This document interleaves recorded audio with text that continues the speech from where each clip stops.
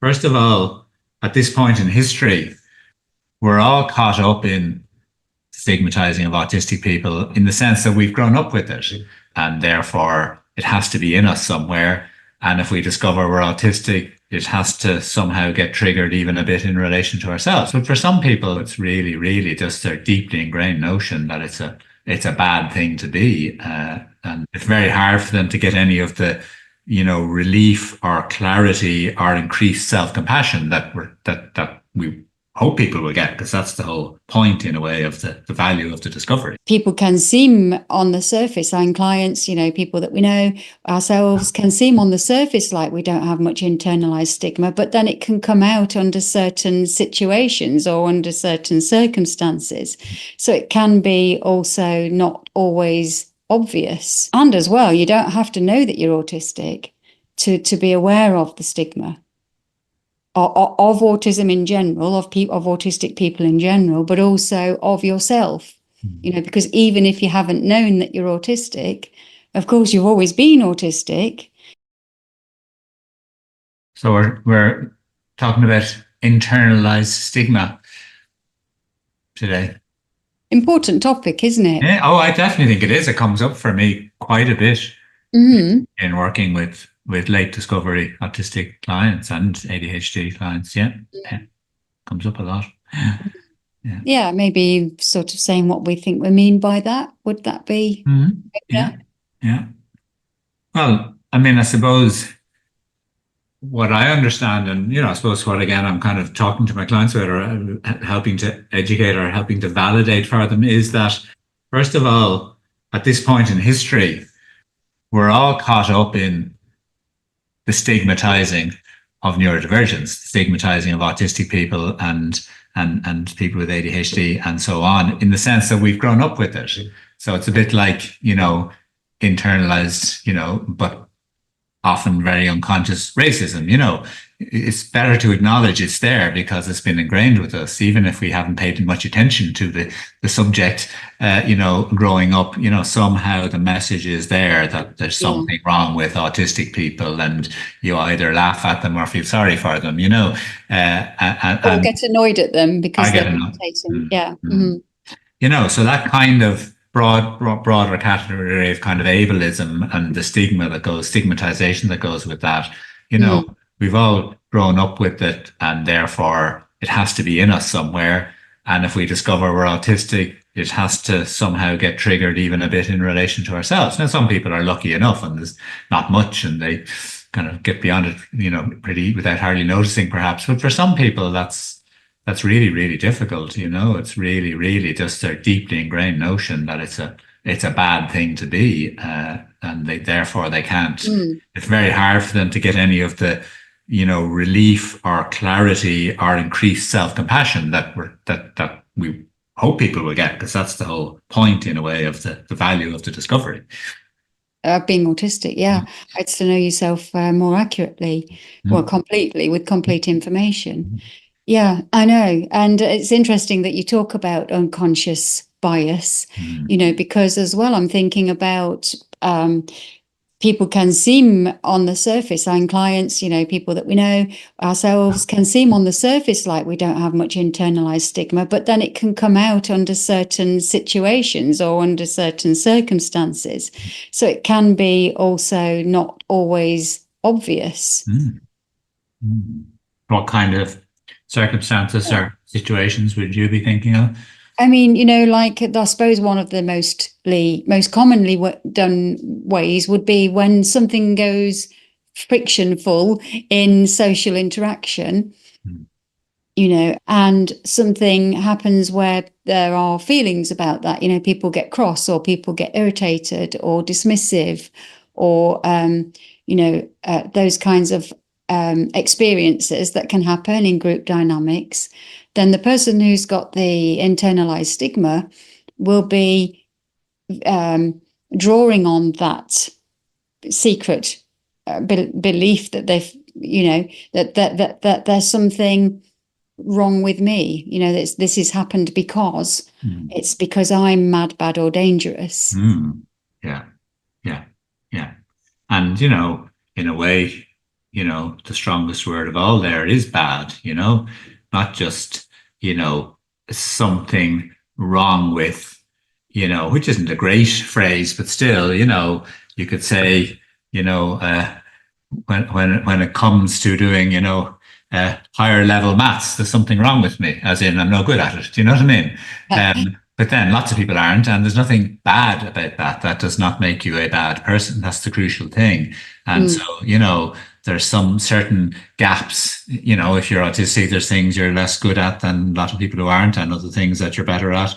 But that's that deep sense that of badness attached to otherness, this particular otherness. And of course, badness and otherness are far too often attached. This the the tragedy of the human psyche and human society, is that is what we're trying to shift, that other and different doesn't necessarily mean bad. And obviously we're trying to shift that externally so that we're not automatically think of the other, the unfamiliar other as bad, as having that bad tag. But yes, that can equally be attached to ourselves. It's like, no, obviously I'm the poison in the mix here. Of course it's all gone wrong. Yeah. Yeah, I know. And when we're saying, well, it's internalized, well, where is it internalized from? As you were just saying, these are commonalities among stigmatized groups. So the stigma is already there in society. Yeah. And then the person who is part of that population of person that's where the stigma is attached to, then takes it on, not only looking at others being, oh, it's those people over there that have got the stigma, but then also it applies to me. I carry that stigma, I wear it, and I even feel it myself. And I think the stigma, people, when I'm discussing this with clients, are saying, well, I don't remember picking that message up, and the thing is that it's subtle because, first of all, it's not directly necessarily in relation to the word autistic or autistic people, though it can be as well. But first of all, it's just, you don't want to be one of the nerds or one of the awkward ones or one of the whatever ones, which, when you discover you're autistic, you realize that actually those are part of it, but not necessarily in that negative way, as in, a lot of autistic wear the nerdy badge with pride, but it's got that stigma attached to it. It's a bad thing to be, in a movie, it's a bad thing to be.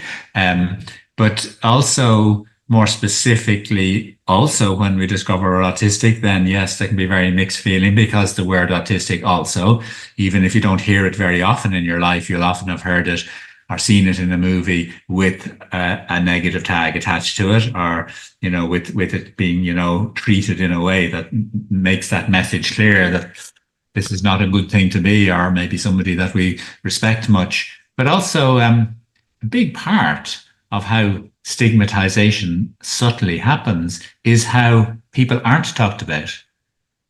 So your cousin who's autistic is never talked about.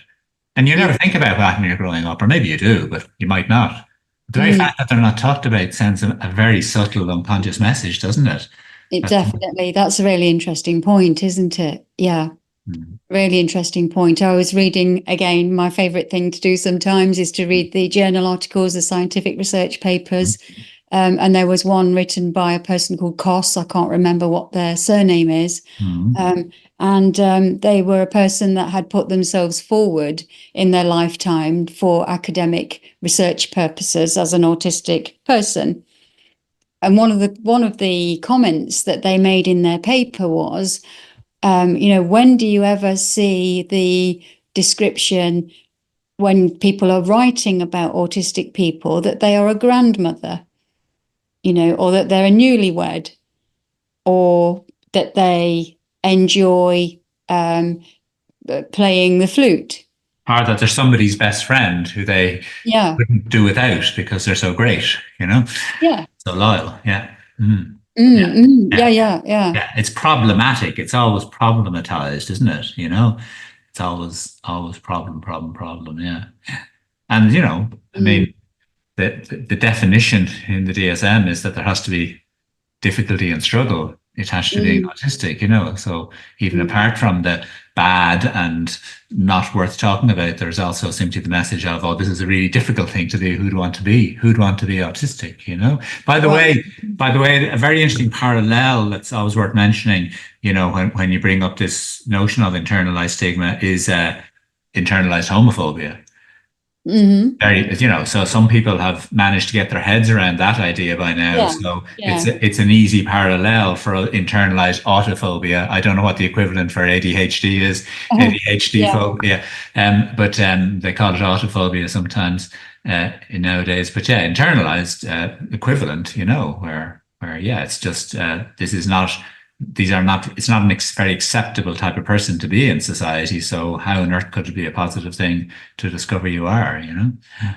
Yeah, that's right. And actually, when we first started doing our publications and broadcasts, somebody in our profession actually said to me, why would anyone want to be declaring that they're autistic? So literally they did say that. That's not the kind of person you'd want to be, or at least not admit it, and then you wonder why shame and secrecy, of people who are, part of stigmatized groups goes on. And as well, you don't have to know that you're autistic to be aware of the stigma of autism in general, of autistic people in general, but also of yourself, because even if you haven't known that you're autistic, of course, you've always been autistic. You just didn't know what it was or anything about it, No, probably. but you know that people don't always invite you to things, and that they don't necessarily, that they make strange faces at your jokes rather than laughing at them, and they, Mm. seem to be, really kind of quite critical of you because you won't come to lunch with everybody every time they want to, and that you don't make small talk or whatever. And, you gradually learn some of those bits and pieces, like this is what I'm like and people don't like me for it, only eventually that you discover most or all of that comes under the heading of autistic. And so those things already, as you say, have a negative label. And then, being autistic explains them. Well, it can be hard. Now lots of people have lots of relief as well. So we're not saying that all anybody feels when they discover they're autistic is this piece. But like, No. the reality is often it's a really ambivalent set of feelings. It's very mixed. It's a lot of, they say relief and grief for a start, as in lots of relief, as in, oh, that makes sense. And, I can work with this, and this is interesting and potentially fruitful. But also a sense of, gosh, if only I'd known sooner, or, if only I got more help, and the grief around that. But also, yeah, for a lot of people, also this real confusing feeling of, well, it's yeah, this is who I am, and after all, I'm more comfortable with other nerdy people and other very intense people and other sensitive people. So why would I not like myself being those things? And and yet somehow, yeah, I've learned not to want to be associated with all of that, and I'm certainly have mixed feelings about being associated with the word autistic. Now that is changing. It's a point in Yeah, history, definitely. but Yeah. only these things only ever change slowly. I mean, I think it is interesting how, because we're in the age of the internet and social media, how knowledge and awareness of the existence of autistic people and the fact of the neurodiversity paradigm and things like that is spreading much quicker than things used to spread. But deeply held Yeah. emotional schemas and frameworks that lead to stigmatization, they don't shift quickly, So Mm. it's an important piece to be keeping an eye out for. And you mentioned the word shame, from the point of view of our kind of classic therapeutic language and the kind of issues we're working with clients with. Well, then shame captures a lot of this, any of us who are Mm. used to working with shame. Well, then, yeah, fine. Whatever way you're used to working with shame is probably relevant here, because this is it's about shame in the end, and shame work. Yeah, And fears as well, obviously. absolutely. Yeah, Mm. Mm. yeah, yeah. Yeah. Yeah, because if there's something about being less valuable, isn't there? There's something about being devalued. I think I remember ages ago. I were meant to look it up before we came on, but I didn't. But there's something about the actual word stigma. I think it comes from the Greek for stain. That something is tainted, it's stained. Marked in some way. Yeah. Yeah. Yes, yeah. So it's not the perfect item. It's that kind of idea. Spoiled. Yeah. Yeah. Spoiled. That's it. A spoiled identity. I think Goffman said Yeah. that. Yeah, Yeah. Yeah. yeah, Or like they say in shops, seconds, yeah, pieces that yeah, aren't properly versions or slightly, they weren't, a mistake was made in producing them, but you can get them cheap, like yeah. plates, that, are not quite perfectly round, or the, pottery, mugs that the whatever design on them isn't quite perfect. You get them cheap. That's a really interesting analogy, actually, because I wonder how many people hearing that now are going to realize that maybe actually at the back of their mind, they've always thought of it that way, that the autistic people are the seconds, Certainly a phrase I use a lot when I'm talking about this is second-class citizen, is that feeling that like you're not quite completely rejected from society, but you're somehow, yeah, at best, second best, if not less, yeah, you're not less than that in terms of your status and your value and your Mm-hmm. Mm. And, I mean, of course, what doesn't help, and you're talking about fears there a few minutes ago, you mentioned that. Of course, what doesn't help is that, external stigmatization hasn't gone away. So, Yeah. obviously we're internalizing stigma into internalized stigma, but we're also projecting that back out into fears of being stigmatized, and we're not always wrong. Mm. And we can everything from you know somebody once was telling me that they discovered as an adult they were autistic, and they were wondering a bit about whether they might tell anybody at work, any other colleagues or anyone. They weren't ready to yet, but they were wondering a little bit about it. And then one day they overheard two colleagues talking about a fourth colleague and joking about them maybe being autistic, that other colleague, in a nasty way. So my Mm. client immediately thought, well, that's it. I'm never telling anyone here I'm autistic, because that's what people think of autistic people. They think they're a Mm. joke and they look down on them. So that's part of the reality still. And like the comment you talked about, yeah, Mm. still, Yeah. Hmm. Yeah. Yeah, so you're hiding a part of yourself, aren't you, in fear, I guess. yeah. So it's delicate territory. So I suppose, I mean, one of the things again I find myself sometimes saying when I'm trying to help a client through this whole phase is, it'd be lovely to think that you'd be able to feel, yeah, after all, this is who I am. It's who I've always been. In many ways, it's what I've wanted to be. I've wished I could do, more openly, kind of spend lots of time with my special interests, even if people think they're childish and all of that. It'd be lovely just to come to terms with this is who I am, and I like being me, and I'm going to be more me, and I'm going to hang around with people who like me, and so on. And so being autistic is just being a particular kind of person. You can be that person and like yourself. Why not, in principle? But we're still a minority. And actually, even if there's less stigma, we'll still be a minority. And even if there's more support and understanding around autistic people, we'll still be a minority. Like in the end of it all, society remains designed for the majority most of the time. And not just designed for the majority, but actually the interests of the majority obviously get dominated. And if there is conflict between a minority group's interest and the majority group's interest, it's only at that point that the domination kind of happens, and that the minority group's interest get wiped away, or those people get oppressed. Yeah, yeah.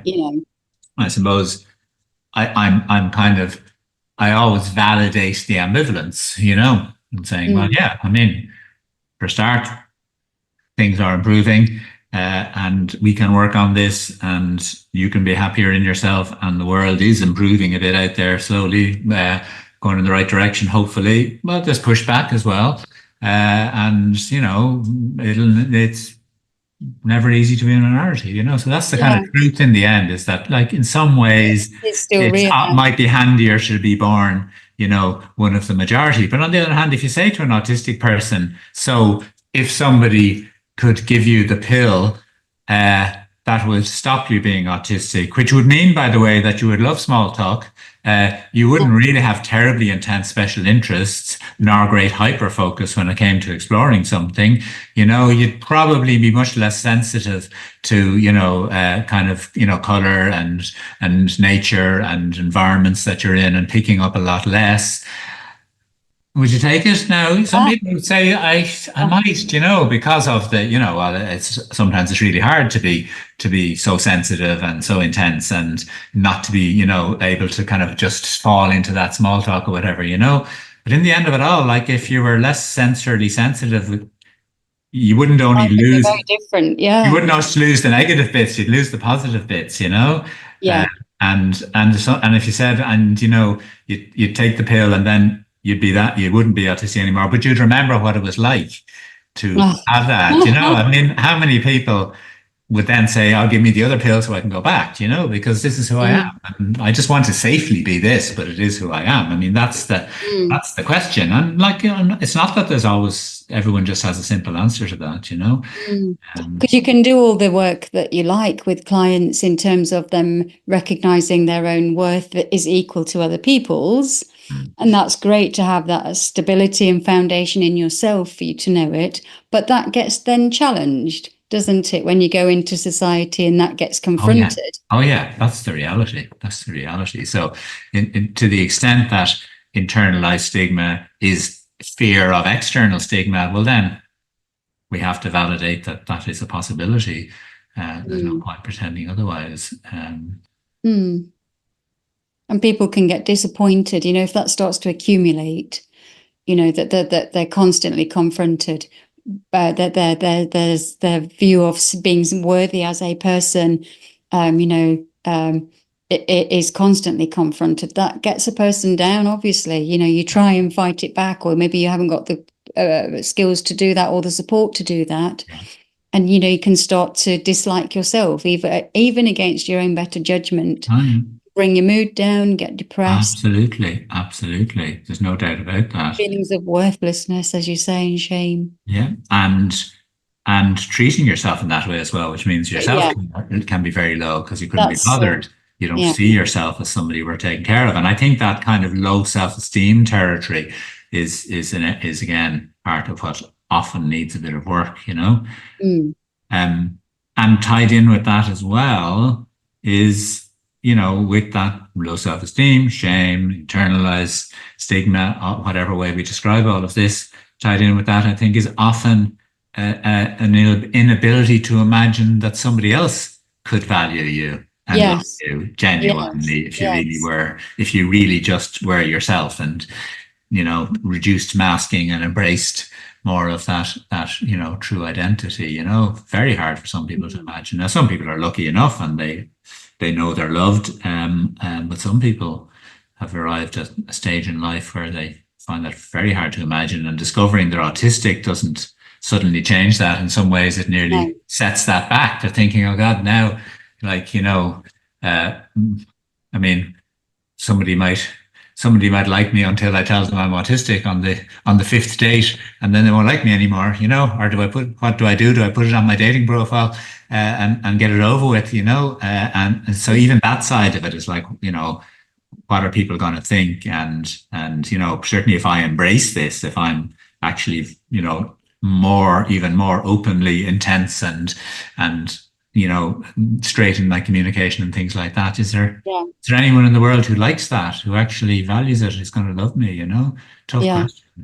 Yeah. Yeah, or devalue me. I know, Yeah. and that explains why, doesn't it? When we're working with adult or people who are newly recognizing that they're autistic, which can be within the first couple of years, I class as newly. Oh yes. Oh, totally. It's Yeah, nearly your first few years. Yeah.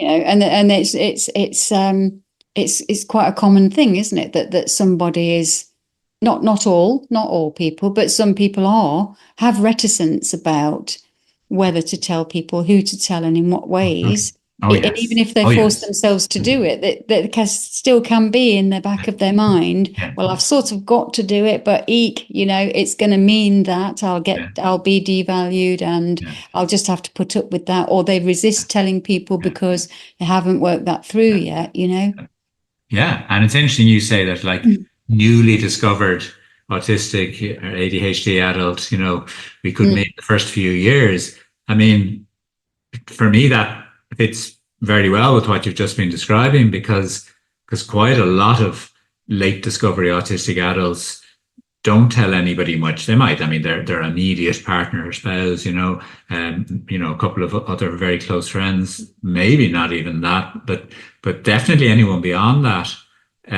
Yeah, if they do tell them, it won't be for a few years. Sometimes it's not like after a few months. It's like after quite a long time of getting used to it themselves and mm. experimenting with unmasking a bit and getting to feel more themselves and understanding a lot more about how they operate on the inside, and maybe working through a lot of it with the therapist before they go beyond the very immediate couple of very close people in their lives. And being able to stand your ground, because when you do tell people there is a very high risk, not just a low risk, but there's a high risk. Every time you tell somebody, there's a chance that you will feel the feelings of being devalued, of that Yeah, stigma.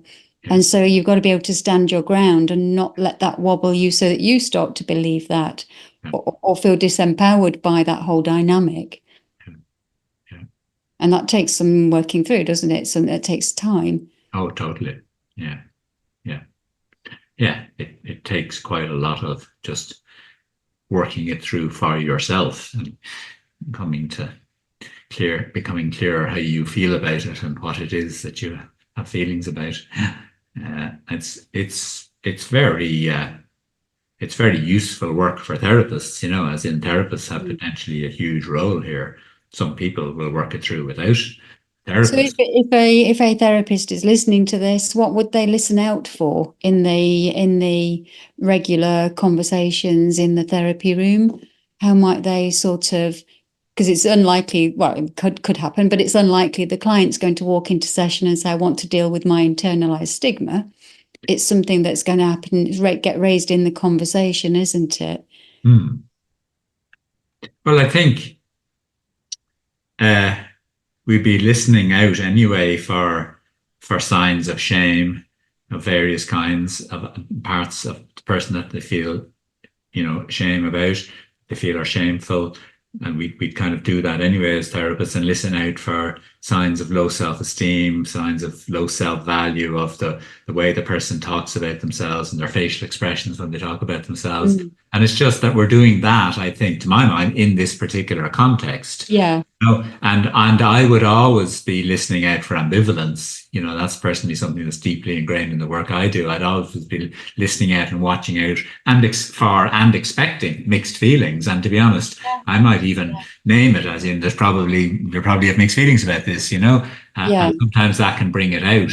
And no, I'd rarely, somebody wouldn't necessarily name it using this language, but then at that point, I might say, well, it just sounds like a lot of people, it's the label, as people say. And it's interesting how the word label is stigmatized, as in Mm. nobody says they don't want a label unless the label is negative. So when people say why label people, they mean why put negative labels on people. Yes. They Yeah. don't Yeah. say, God, why would you say you're Irish? What a label, Well, they might have actually in the past, but that's another matter.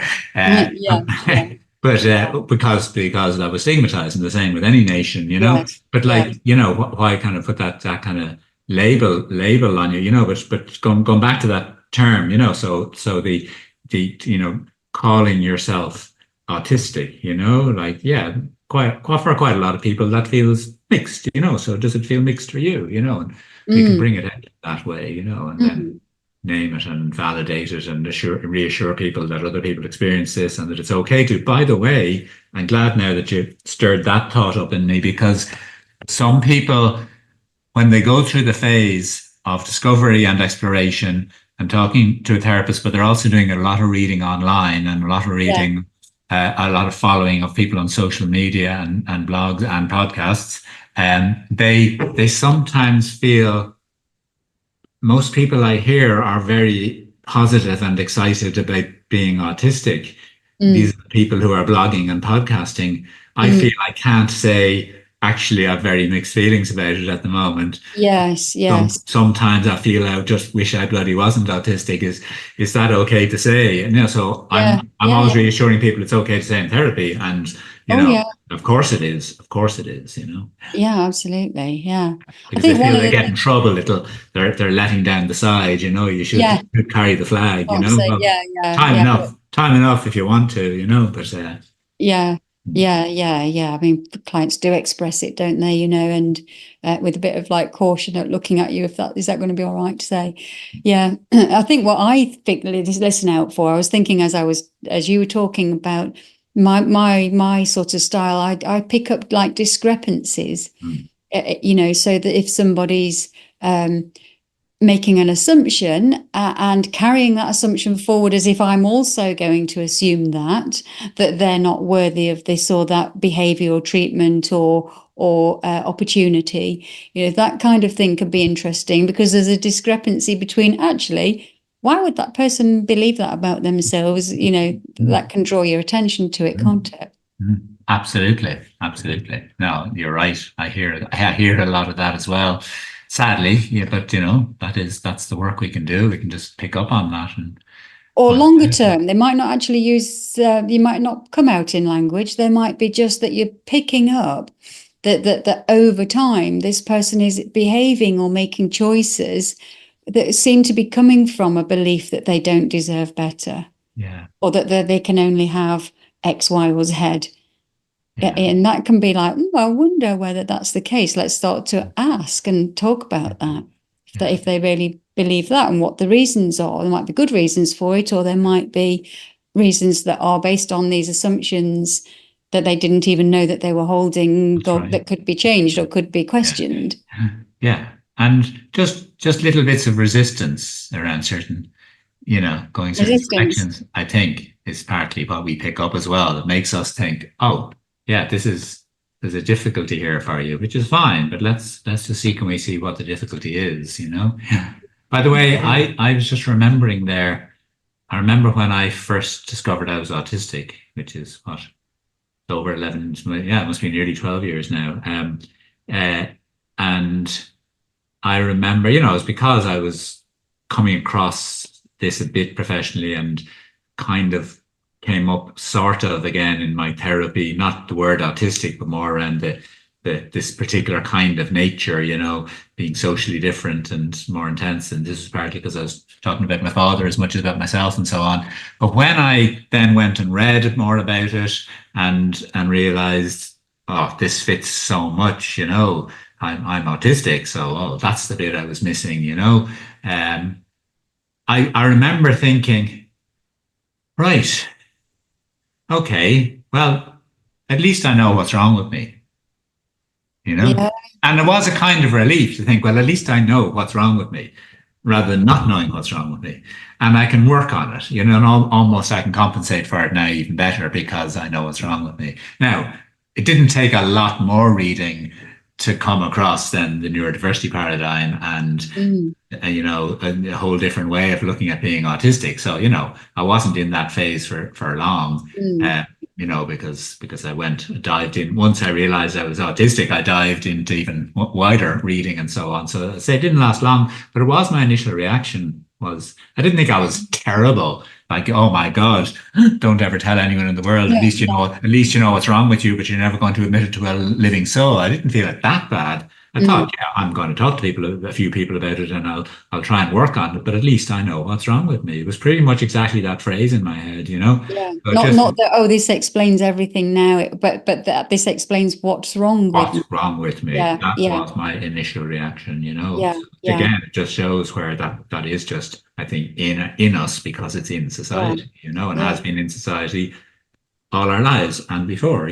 So we're coming out of it. But yeah, I suppose, yeah, this is what we're talking about today, is just to Mm, be aware of what we're all carrying and take it into account in the work. mm. Yeah, And people, all people, autistic or not, have built, varying degrees, amounts of successful lives, whether that's in relationships, in accomplishments of all different kinds.